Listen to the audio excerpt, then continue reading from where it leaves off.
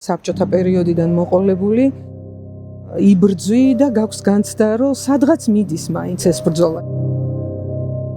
Am ბოლო წლებში დაამრია ხელი ამ განცდამ, რომ ნუ თუ შეიძლება რომ ვიღაცამ ეს ყველაფერი წყალს გაატანოს, გადაყაროს და საქართველოს ეს უბედურება დამართოს. მე სულ მქონდა პროტესტი, როცა ჩვენი მშობლების თაობა ამბობდა, რომ ჩვენ ვერ მოვესწრებით, მაგრამ თქვენ მოესწრებით. რეალურად ჩანდა, რომ ისინი უნდა მოსწრებოდნენ ამას და რატო გადადიოდა ეს რაღაც ძალიან შორ მომავალში და ეხა ბევრი ჩემი თანატოლისგან ვიგებ ამ ფრაზას. ხო, აი ჩვენ შეიძლება ვეღარ მოვესწროთ და ისეთი პროტესტი მაქვს ამაზე, რომ ანუ რას ნიშნავს ეს, რომ მთელი თაობა ჩავტოვეთ ამ ბრძოლაში და ეხა ვამბობთ, რომ ჩვენც შეიძლება ვეღარ მოვესწროთ და უბრალოდ წარმოუდგენელია. ეს არის